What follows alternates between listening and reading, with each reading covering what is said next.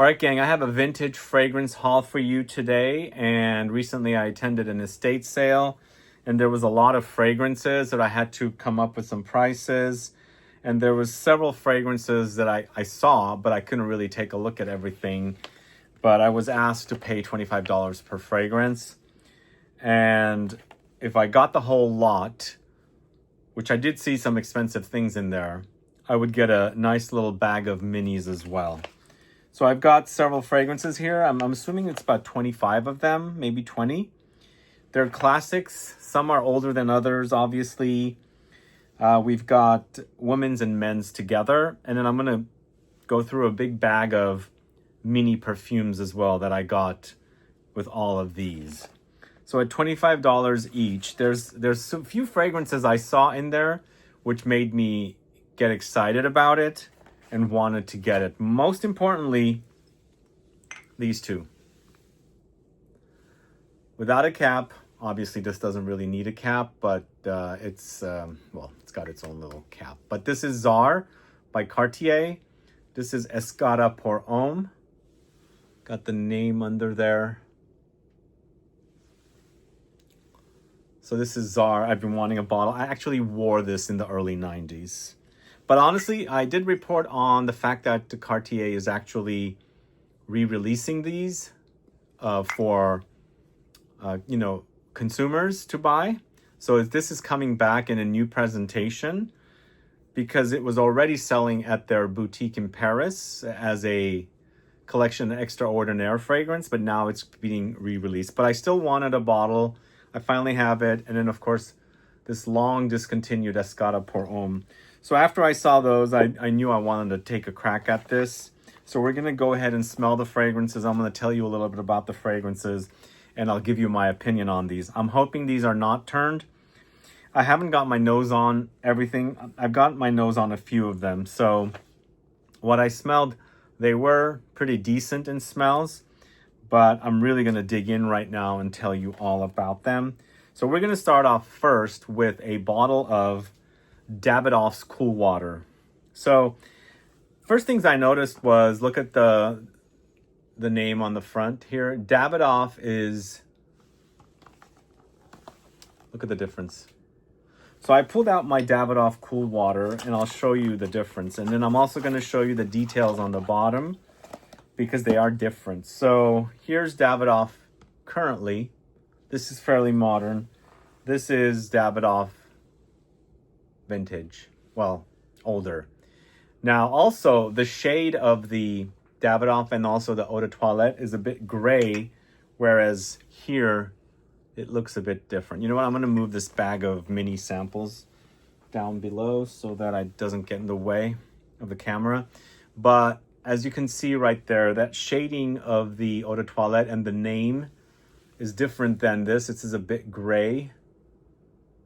This is also a bit shiny, reflective or some kind, because this is, the other one doesn't do the reflection, the large one. So they are different. But also I noticed on the bottom, the distributor is Lancaster Group. Right down there. And the current distributor for Davidoff is COTY. I'd never heard of the Lancaster Group before, so I guess there was another company.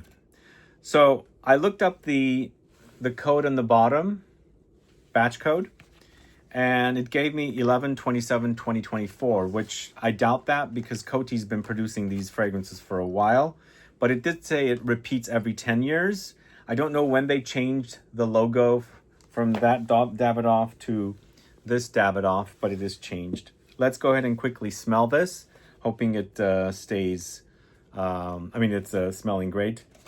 This is the one I did smell. I never compared it. I actually thought it smelled very lavendery in comparison to the current one. Yeah, sure, it's not in its best condition. It's a bit old. So if it was produced in 2024, which I doubt, and it repeats every 10 years. So we're looking at 2014. We're looking at 2004. I'm thinking this is around 2004, somewhere around there. It smells quite yum, actually. Once you get past that initial blast, which is just a tiny bit off, the current version also, let's see. Ooh, so light. I mean, it's reminding me of it, but as I was saying, the old one has a bit more pronounced lavender note. It is a fougere after all. I believe this is a fougere style. It's an aquatic. The old one is so much stronger and much more potent than the current one. To me also, the new one is a bit more aquatic than the old one being a bit more herbal. Who's a fan of Cool Water? See, the Cool Water, yeah, it's totally different the way they're done. Anyway, so Lancaster Group is something I just learned about today for the first time. I hadn't looked up the info for Davidoff Cool Water in the past, but definitely a vintage offering here, especially since the logo is so different now compared to this.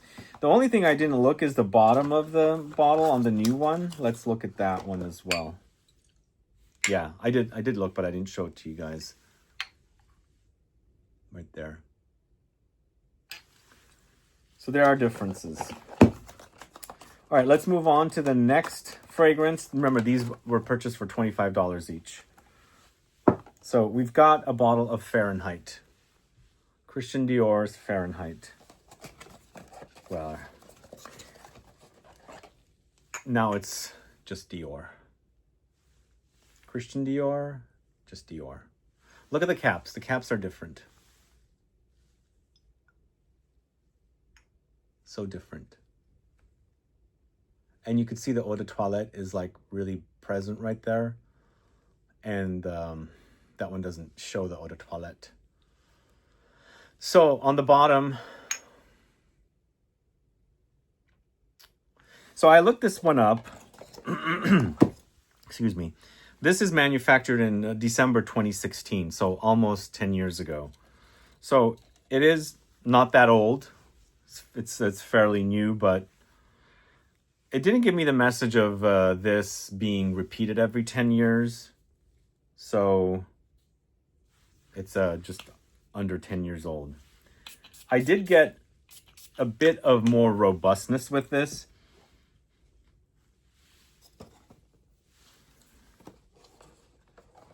It does remind me a little bit more of what I remember first sampling in the 80s when I first smelled it.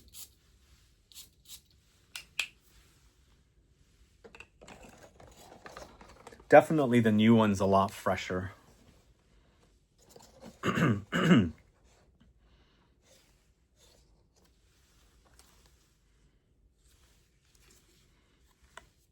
Yeah, so this is definitely a bit more substantial, but not by a lot, honestly. But as far as the look goes, the cap is no longer like this. So I also have a bottle of the Absolute that had come out, Fahrenheit Absolute, which featured oud in the notes. I should have it on the channel if you're curious to learn more about that. I actually really like that flanker. I mean, bottle is not full. I wish I had a backup of it. But Fahrenheit has been a favorite of mine. I actually think the Parfum edition is quite good, but it's so different than the OG. The Parfum seems to be very gourmand leaning. Still keeping the DNA of the original, but definitely gourmand leaning. But happy to have a somewhat vintage bottle of the fragrance. I mean, it's great to have these to see the differences between the bottles and then, of course, the distributors. But this won't be similar to like going from Lancaster to COTY, because LVMH has owned Dior for decades, I think. At least several decades. Well, you know what? Let's look at the bottom of the label once again. This does say Parfums Christian Dior over there. Does this one say that? This one says that too, actually.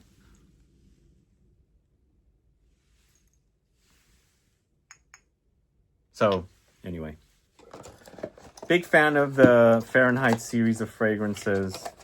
I could remember that it was a bit more potent in the past. I do remember it. I remember the first time I sampled it in the 80s, it gave me Red Hot's vibe. It had a very hot kind of warm touch about it, which I'm not getting much nowadays, even with the almost 10-year-old bottle. Anyway, let's move on to the next fragrance. So we've got a bottle of Chanel's Égoïste, or Platinum Égoïste, I should say. This is the old bottle. And right now it's this is the current. Well, this is most recent. Although I haven't bought a Chanel Platinum Égoïste for a good 7 years. So this is like 7 years. But I remember first time buying Égoïste, it came in a bottle like this. But honestly, I did sample this. It didn't smell as good. So this one was a dud. But it's nice to have the OG bottle.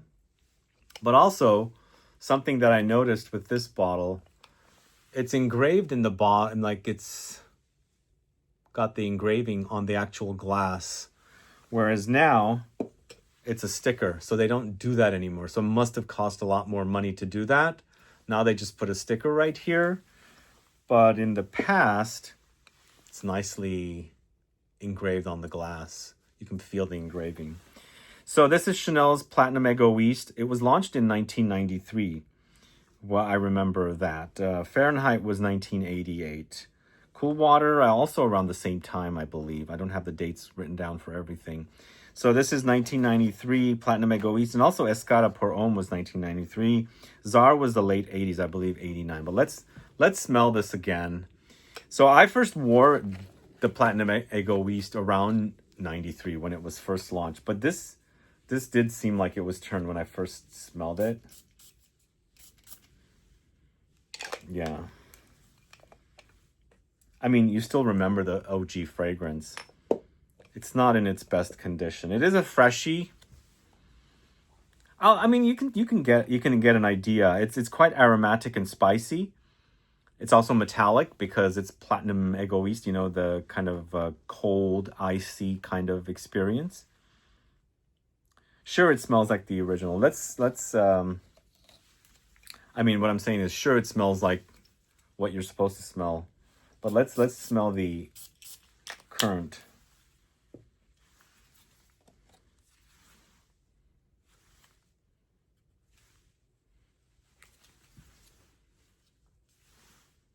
There's a bit more substance with the vintage for sure.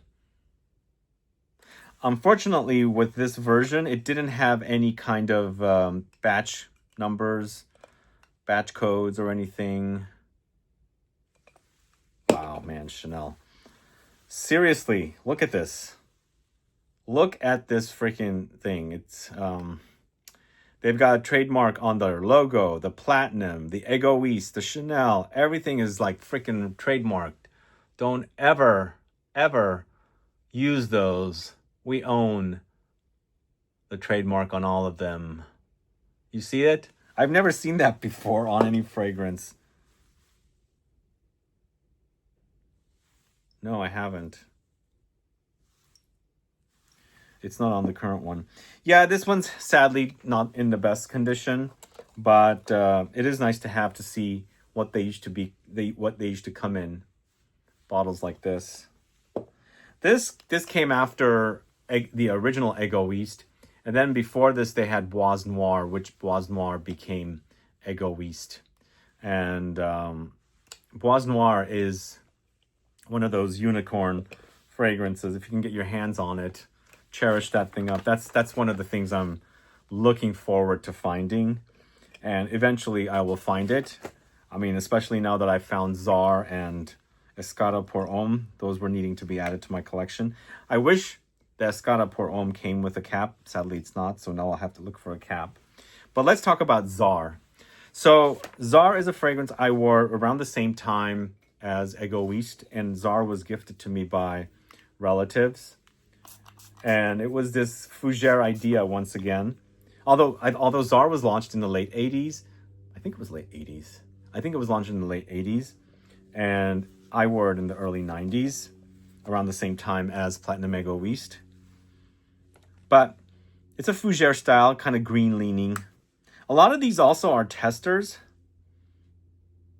This is a fresh aromatic woody fragrance, it says. The only thing is, it has some numbers on the back, but it's so hard to, you know, see what those numbers are. I don't know if you guys can make it out. It's so difficult to make that out. But on the back, it does say, you know, fresh aromatic boisé, fresh aromatic woody. But it smells so good. It's kept in this like all sealed bottle, so no light is hitting it.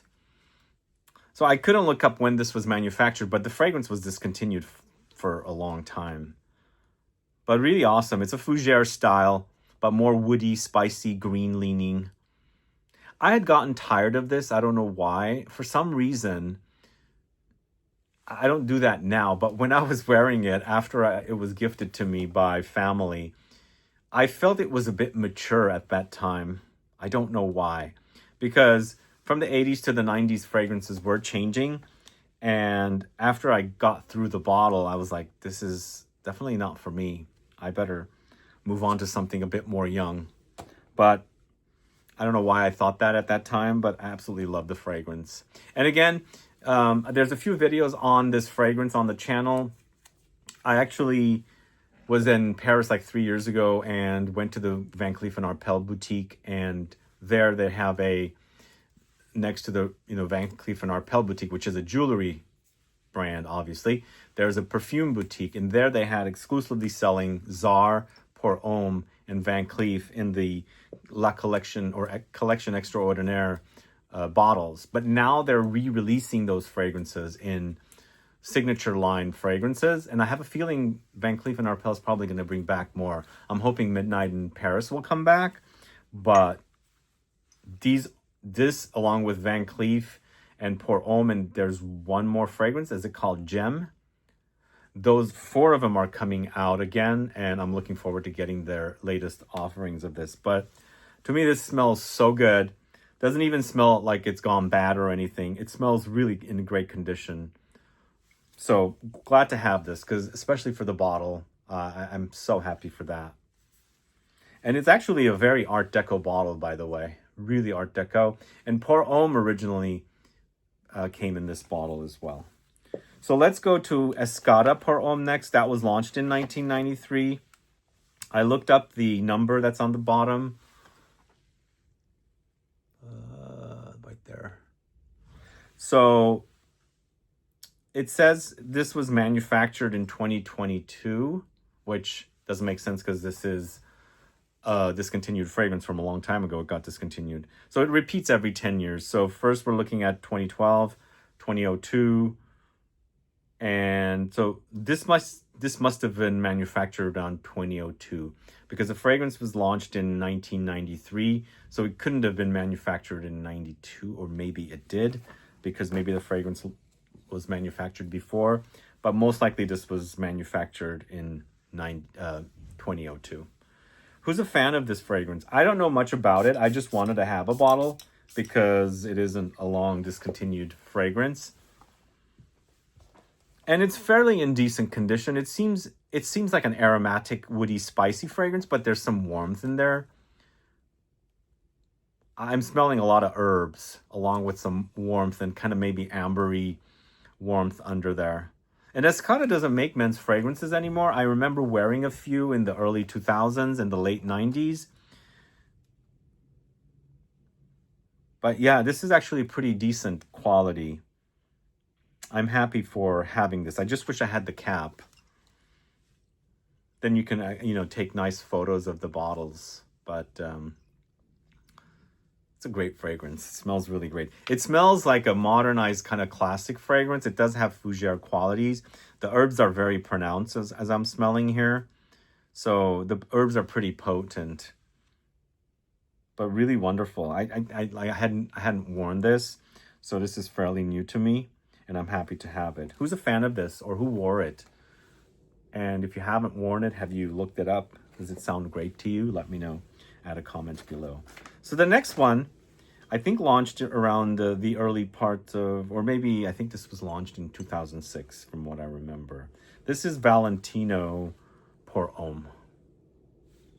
Totally full bottle, hardly used, but no cap. But it does say demonstration once again on the sprayer part. So Valentino's fragrance prior to this, I wore, which I really liked, and I'm forgetting the name. I need to get a bottle of that as well if I can find a vintage bottle. But I don't know this one much. But let's see, because I smelled it really quickly and it smelled decent. It didn't smell like it had turned, but I don't remember this. But when you smell it, you do have. It does remind me of things that were launched in the 2000s, because it seems like fragrances got softer. Like in the 70s, I mean, in the 70s, 80s, fragrances were a lot harder, like harsher, and they softened fragrances up like in the late 80s with the aquatic movement. There's a bit of something aquatic-like happening here, and it's spicy and it's woody, but also like there's this soft, creamy layer there too. So it doesn't seem like it's harsh. And a lot of the older classic 70s and 80s fragrances seem to be very harsh for younger noses. This is definitely soft, but there's something spicy and smoky in here. I think there's a peppery quality. Once again, I wish I had a cap for this, because the bottle is pretty full. And also, as a smell, it hasn't turned much. It smells really decent, like this is like brand new. So I looked this one up. It didn't register the number on the back, on the bottle, on the bottom of the bottle. Is it 6253? Is that what it says? It just didn't come up. This is Procter & Gamble. It's P&G.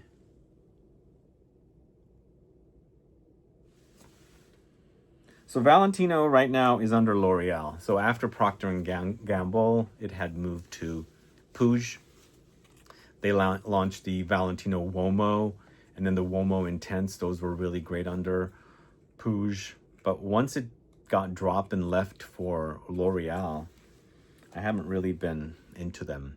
But I am looking forward to getting my nose on the Ivory collection. If you've gotten your nose on those, let me know. Okay, let's move on to Ralph Lauren. There's two of these. Somehow I ended up, once again, no cap. This is Ralph Lauren's Polo Black. No caps once again, but it has these weird, ugly things. I need to get caps for these. I'm sure they still have them, because I think the fragrance is still sold. So I looked up both of the batch codes. This one, as you can see right there, and this one. This one was, excuse me, this is from 2005. This is from 2006. I think both of them are still in fairly decent condition.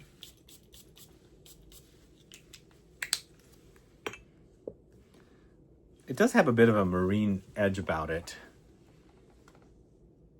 I guess I wasn't really the biggest fan of Polo Black. Is it supposed to have a marine edge?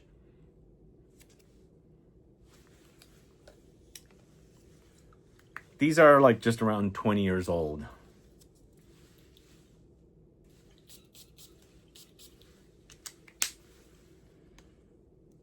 Huh.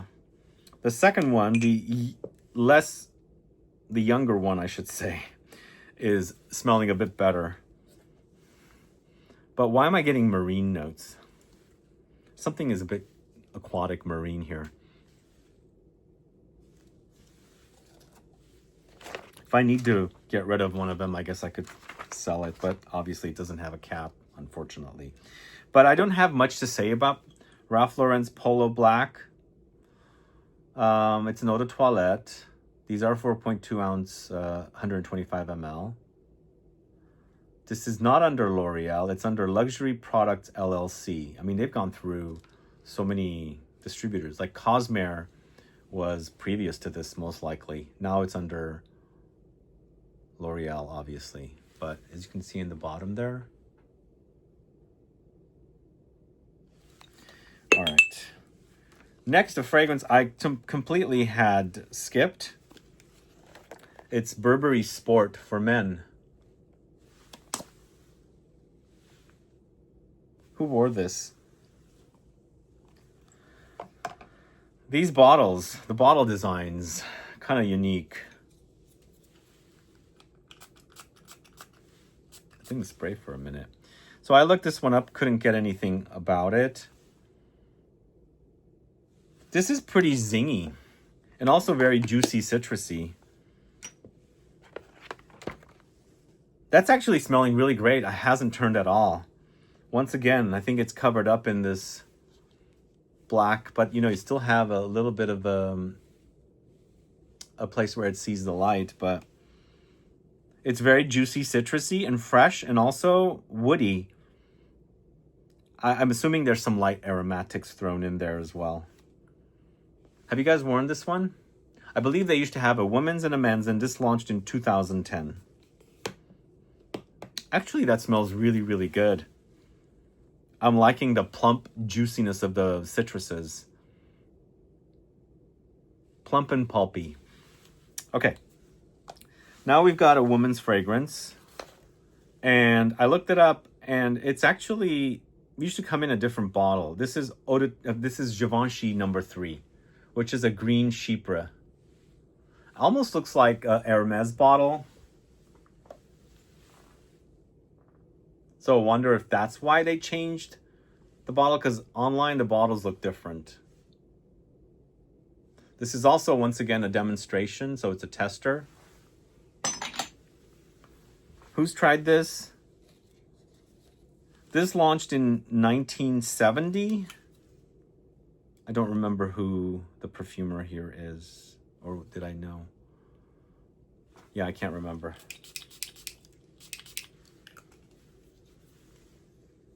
Okay. This gives me a little bit of Chanel number 19 vibes. Number 19, Chanel number 19, as in green galbanum.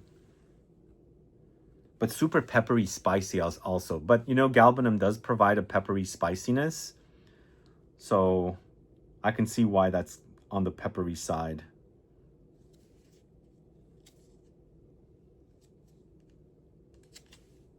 Yeah, I think it's good. I mean, the first blast was a bit off, but I think it's pretty satisfying. It's really developing to smell really wonderful. But, you know, it really does remind me of Chanel number 19. I don't know when 19 came out. This was launched in 1970. Yeah, really, really wonderful. It smells so good. First blast was a bit off, and then it just develops to this really awesome green galbanum bomb. There's a whole video on the channel of galbanum fragrances. If you like the idea of green galbanum, check that video out. But moving on to another men's fragrance, we've got NAUTICA Latitude Longitude. This is a fragrance that was launched in 2000, and I don't know if they still make this. I believe this is created by Harry Fremont. But to me, it's like a fougere. Wow, that smells so good. I'm picking up like soapy lavendery touches in there. This one I completely skipped. I wore Nautica in the early 90s. And then I kind of was done after that. But wow, this is in really, really awesome condition. There's a major soapiness about it and lots of lavendery touches. It's slightly metallic, so it's got some, you know, more aromatics in there. And then, of course, it's quite fresh and citrusy. Leaning green, too. That's awesome. I didn't realize that was that good. But this is a fairly modern fragrance. It's a 25-year-old fragrance. But sadly, I couldn't find any info on it to look it up. Can't really tell. It's got a pretty cheap sticky label under there, and that's kind of falling off. But really decent. At first, I thought when I saw this bottle, it reminded me of fragrance from Express for men. Or maybe, what's the other store it used to be? I can't remember. But yeah, it reminded me of a bottle of perfume from Express, but it's not that. Okay, the first page is almost done, but we've got one fragrance. This is another tester. This is from the house of Hugo Boss. I wore this around 95 when this first launched. I bought it from Macy's, I remember. This is Hugo Boss Eau de Toilette. Look, it just says big tester on there. Like, don't sell. It's a tester. Don't buy. It's a tester. So I did look this one up. This launched in 95. It does say this was manufactured in 2017. And I think it said it repeated every 10 years.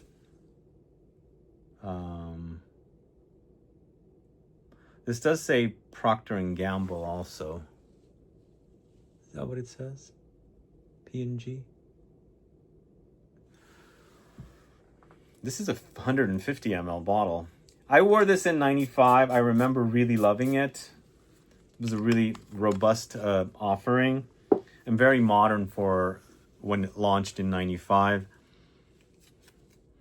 This might have turned a little bit. It totally takes me back. I remember going to film school for the first time, going to an art school, and I was wearing this. Later after this, I bought Dolce & Gabbana Pour Homme in 95. That stuff was beast mode. This was also beast mode. It's not acting beast mode now. So if this was manufactured in 2017, 10 years before that, so 2007, and then 10 years before that is 97. I don't think this is 97. I think it's more like 2000s. Because I remember this being a bit more potent. Who wore this or who wears it now? Hugo Boss. Hugo. I think it's just called Hugo. Okay, next page. It's just 2 pages of fragrances. We do have some expensive niche offerings that were also $25 each, which was a score. So I think I did good with this, but let's go through them. This next one, I've always wanted a bottle of this fragrance because I totally had skipped it. But it was a woman's fragrance, and it was one of the most original bottles ever. It's a fragrance from Jean Paul Gaultier created by Francis Kurkdjian. It's called Fragile. But look at the juice has turned. This was it was clear juice. Problem is it doesn't spray. Damn. So I want to smell what this fragrance smells like, but I can't. But it's kind of like a snow globe kind of a thing.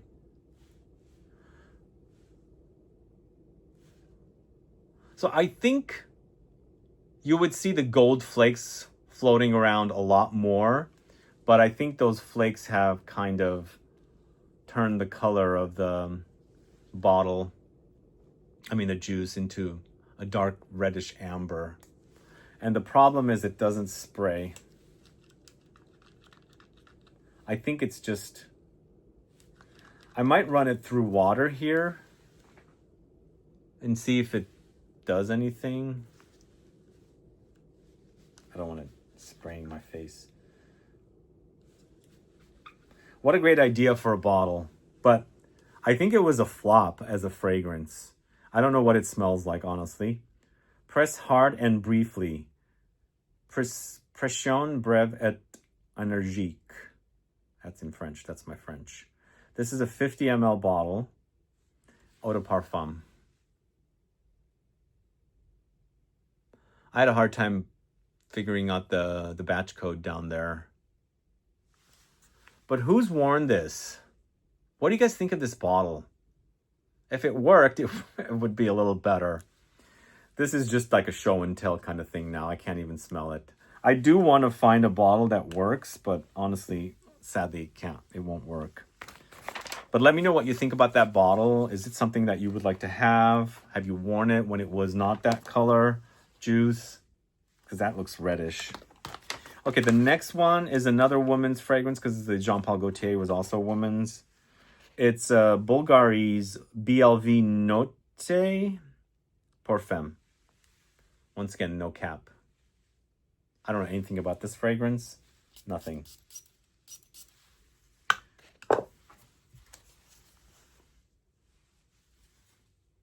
This seems very powdery, very makeup-y powdery. Is that what it's supposed to be like? Literally smells like makeup powder. I know nothing about that fragrance, so I can't really talk about it too much, but that is reminding me of makeup powder, woman's makeup powder. Is that correct? Am I smelling something wrong? Does anybody know? BLV Notte Pour Femme. Now this next fragrance, I actually thought it smelled really good. I tested it out. I also looked up that it's from, created by Dominique Ropion. This is Burberry London Special Edition for her. Do you guys know this one? I think this is from the 2000s. Like, it might be 2010 actually. But once again, kind of, I think it's kind of musky and powdery, but not as dry and dusty as the previous one. It could also have some floral notes in there. Maybe some fruits. Definitely white flowers, though. Something's acting a bit fruity. It's quite lovely. Yeah, that one actually smells really perfect. I don't know much about this, but it does say pamplemousse, poivre rose, rose, cyclamen, honeysuckle. Base notes, patchouli, mahogany wood, musk. So grapefruit, pink pepper, scintillating, watery chord. Very interesting. Burberry also, this, I guess before they went to COTY, it's under COTY. They used to be under Interparfums because this says Interparfums. That's their distributor back then. But now it's under COTY. COTY has a lot of brands, honestly. All right, so we got a fragrance from the house of Hermes. This is a Parfum edition of 24 Faubourg. So I looked this one up. The only thing that I found was an extrait of Parfum. This just says Parfum. Pure perfume under it, it says. So this is a classic fragrance in a highly concentrated form. And it's smelling so good and big and beefy. Doesn't smell like it's turned at all. Wow. It's very classic though, don't get me wrong. I did notice the one that they did have online is created by Maurice Roussel, but I thought this fragrance was launched way before his time. I don't really know 100%. But I think this is definitely one of Hermes's classics for the ladies. Do you guys know this one? It's smelling really good. Not turned whatsoever. It's like basically the fragrance I went and bought. It is Parfum, so those are fragrances that don't turn as fast. But really awesome, but very classic. It could be a little aldehydic, also ambery, and also very floral. Okay. Next, we've got a fragrance from Armani. It's called Lay. It's from 1998. And this one's also created by Daniela Andrier. It's a very powdery fragrance. I haven't smelled it, though. I just looked it up.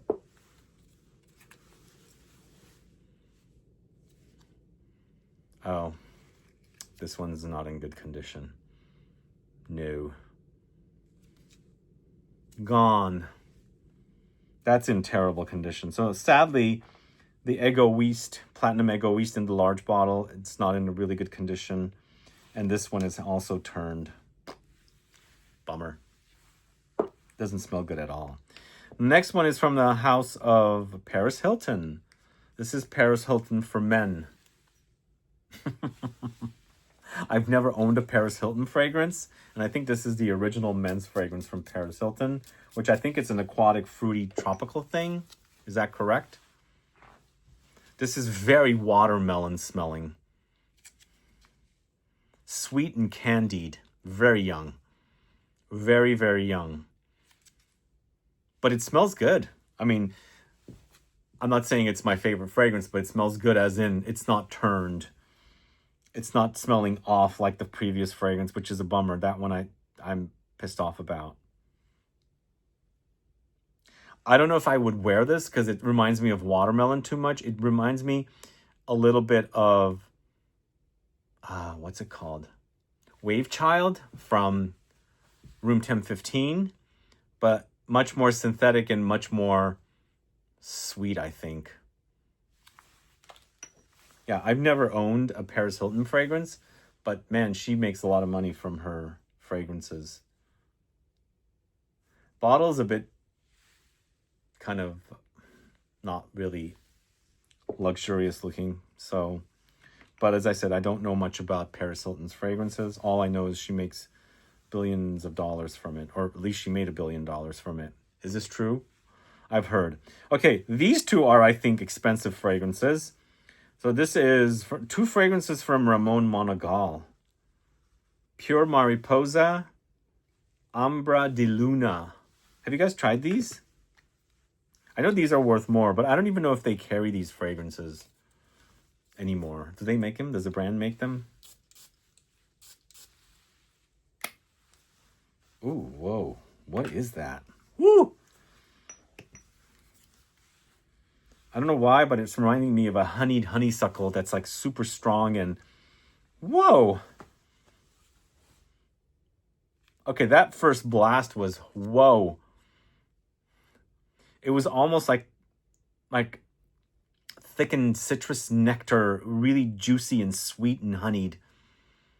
But now it's developing into like white flowers, honeyed white flowers, not as sweet, but a bit. Wow, what is this fragrance? I'm completely, it's caught me off guard. That first blast was just, whoa. Not in a negative way, but somewhat, but just in an overwhelming way. It's kind of a addicting, but hating at the same time. I don't know what it is. I gotta look up the notes. I mean, it's got this like kind of like honeyed nectar, like juicy citrus honey or something weird like that, and lots of white flowers. It's called Pure Mariposa. I remember when the brand was first put out at Neiman Marcus here, and I went and discovered the fragrances. But I'm assuming this has been sitting in the bottle for years, and it's just getting thicker and denser. But let's try the Ambra di Luna.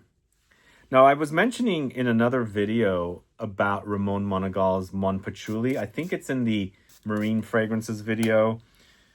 When I smelled that fragrance, it turned me off so much. It was nauseating. It gave me a sulfuric marine smell. And I love patchouli, and I had to wash it off. These are not acting like that for sure. Oh, the amber is quite nice. Huh.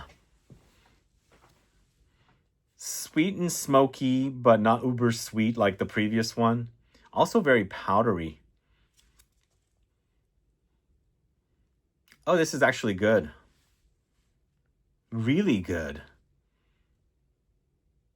A bit leathery too, I think. That's actually really good. I don't remember this fragrance. Ambra di Luna. Are you guys familiar with this? Ooh, the label is kind of coming off. I don't know why. As you can see right there. Doesn't look very quality. As a smell, it's great. I like that. It's a bit leathery. It's sweet and spicy. It has a very balsamic quality. Maybe reminding me a little bit of Rania J's Amber. A little bit, not too much. But really great. I love that. Okay, we've got several Bulgari Omnia fragrances.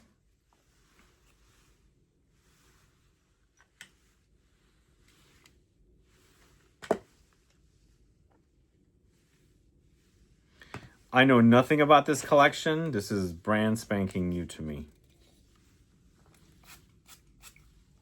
I hope they're in good condition. Oh, no. Oh, no. It could be that no.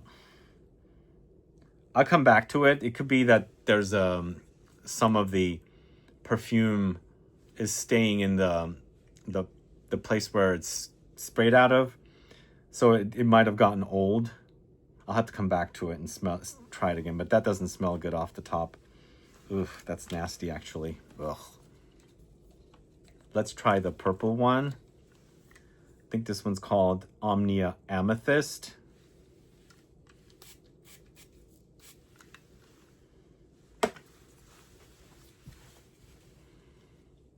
This one's a little better, but I'm not smelling much.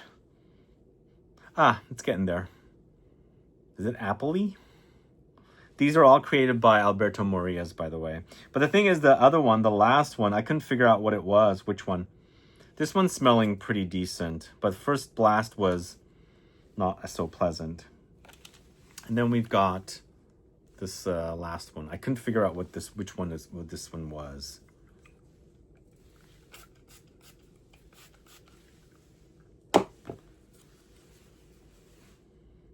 Okay, this one's in really decent condition. There's a juiciness about this one, but that first one, that was quite the nastiest thing I've smelled today. Let me try it again. Maybe it was the first spray. No, that one's gone. That one is just going in the trash. Okay, those are the Omnias. Let me show you what else was in here. Little case from Boucheron. And look inside. It's a mini of JAIPUR Homme in the eau de parfum concentration. And it's a spray bottle. Cool. I have a bottle of JAIPUR Pour Homme here. But the one in the little bottle is probably a lot older.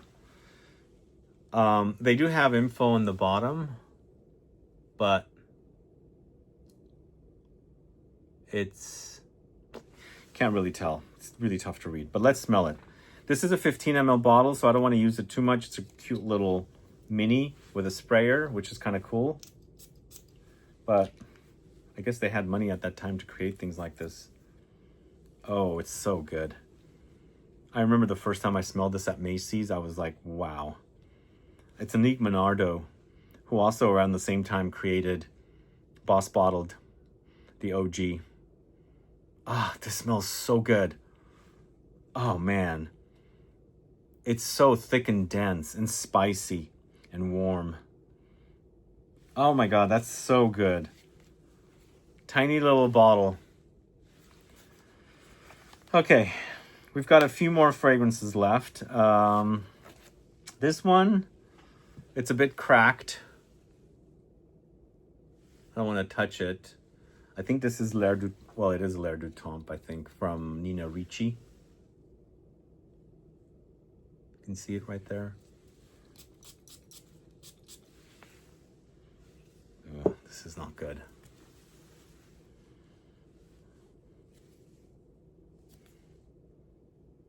I mean, it reminds me of the OG fragrance because my mom wore it. So I think I might be throwing away... Well, I'm not going to throw them away because it's nice to keep them for historic purposes. But this is kind of turned. Then we have a bottle of Narciso Rodriguez for her Fleur Musk without a cap, and it doesn't spray very well. I don't know why. It smells good, but it doesn't spray very well. It's a musky, rosy creation with created by Givaudan perfumers. I know one of the perfumers is Khalees Becker, and then the other one is Sonia Constant. Sonia Constant has done a lot of Narciso Rodriguez. Okay, last two fragrances. I'm going to leave the best score till the end. Although The Tsar and the Escada, I think, are pretty good scores. Yeah, I think the Tsar and the Escada. But this is Cartier's Declaration Low. Are you guys familiar with this? I don't think this is in production anymore.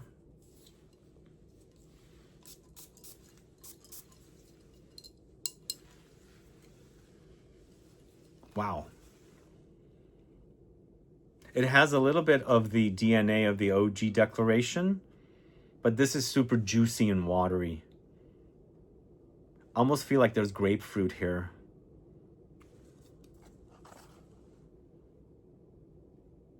That's quite lovely. It smells so good too. It doesn't seem like it's turned or anything. Who's a fan of that one? Wow, I can't believe how good it is. That's great. But let me show you, I think, the best score here. Totally discontinued fragrance from the house of Armani. Bois d'Encens from the Privé collection. It is discontinued, right? From what I recall. And what's going on with this collection? They removed it from Neiman Marcus.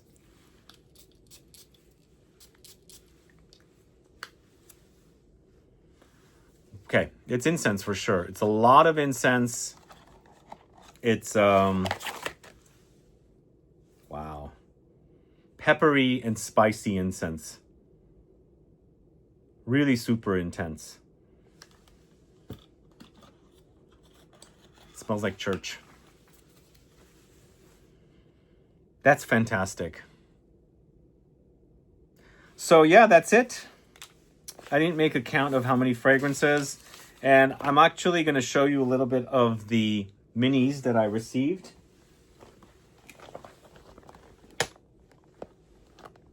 There's a Drakkar Noir mini here. Well, let me pull them out. Let me show you. Gucci Pour Homme, not my favorite fragrance. This Fendi is gorgeous. So there's YSL's Jazz, but it was an empty bottle, sadly.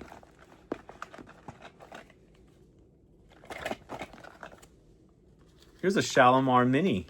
I haven't seen one of those ever. Elizabeth Taylor's White Diamonds Parfum.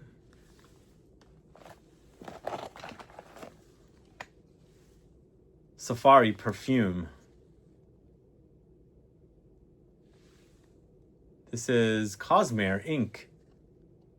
The back. Look at this mini bottle of Calvin Klein's Obsession.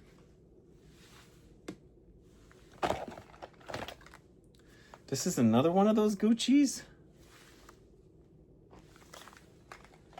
It's two of them.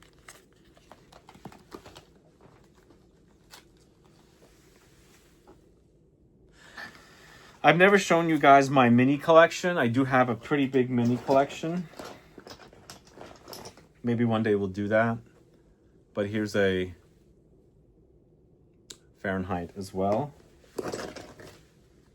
Jessica McClintock Eau de Parfum. This is an Elisa. This is actually a sample. Not even a mini. Yeah, it says 1 ml. Elisab. Le Parfum. Anyway, that one's nothing. Oh, look at this. This is good.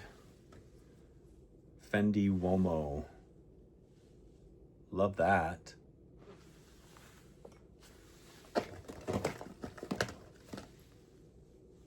This is a Coach fragrance, I think. I don't know which Coach it is, though. It does have Coach written on top.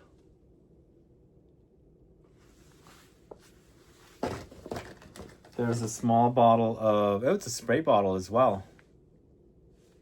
Once again, it's that Davidoff. And you've got all the info on the bottom. So it's a mini bottle of cool water. Of course, here's the Drakkar Noir. There is a Oscar de la Renta Volupte Parfum.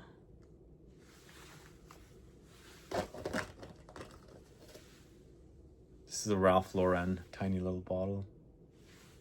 And that's it. Thanks so much for watching, guys. Let me know which one of these fragrances sounds great to you. Add a comment below. Do you like watching these haul videos of classic fragrances? Do add a comment, because I usually don't end up with a lot of views of classic fragrances, vintage fragrances, and all that kind of stuff. But I'm assuming you like haul videos. Let me know if you want to see more. I've kind of stopped with the classic fragrance videos. It's yeah, people don't watch them as much, so I'll do them every once in a while. And but do let me know which fragrance sounds really great to you. Which do you think is are my best scores? Did I go over my best scores? Yeah, these two for sure. Tsar and Escada Pour Homme. This is definitely great. Ombra di Luna. The Armani, so good. 25 bucks is... This was great, even though there's no cap. The Fragile, or Fragile, I think is what I should say, not Fragile. Fragile. It's a bummer it doesn't spray, and it's a bummer that the color has turned, but it's great to have it because for reference purposes. Anyway, that's all I have for you guys. Thanks so much for watching today's video. If you haven't subscribed to the channel yet, please click the subscribe button and also the bell icon so you'll be notified for future videos. And also give a thumbs up for this video so that it will help with the algorithm. See you guys later. Bye-bye.